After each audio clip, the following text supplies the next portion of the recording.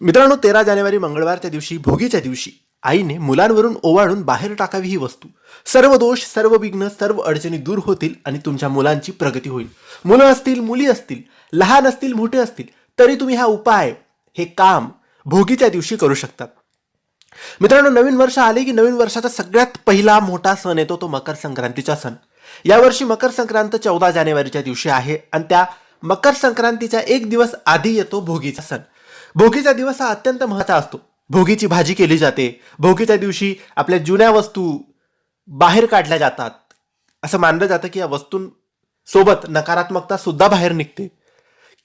या दिवशी आपण काही उपाय, काही तोडगे, काही सेवा करू शकतो. तसाच एक उपाय आहे. आपल्या मुलाबाळांना या दिवशी ओवाळायचं आहे, त्यांची नजर काढायची आहे या एका वस्तूने. ही वस्तू तुमच्या मुलाबाळांवरून तुम्ही ओवाळून ही वस्तू घराच्या बाहेर फेकून द्यायची आहे. आता ही वस्तू कोणती आणि केव्हा ओवाळायचं?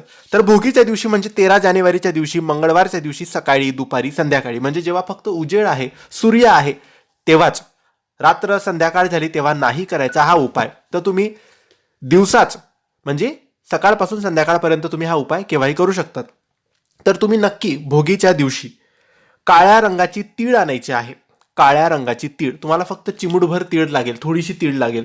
आणि ती तीळ आणल्यानंतर तुम्ही तुमच्या मुलांना एका जागेवर बसवायचं आहे. कुठेही बसवा. एक दिवा, अगरबत्ती, हळदी, कुंकू असं एक ताट तयार करा. त्यामध्ये ती तीळ ठेवा. मुलांना पहिले दिवाने ओवाळून घ्या. त्यानंतर कुंकू लावा आणि आपल्या उजव्या हातात ती तीळ घ्या काळ्या रंगाची आणि 7 वेळेस मुलांवरून आरती ओवाळतो तशी ती तीळ हातात घेऊन, उजव्या हातात घेऊन ओवाळून घ्या, फिरवून घ्या. 2 मुलं असतील तर दोघींवरून ओवाळा आणि नंतर ती तीळ आपल्या घराच्या बाहेर थोडं लांब जाऊन, 5-6 पावलं लांब जाऊन बाहेर टाकून द्यायची आहे, फेकून द्यायची आहे.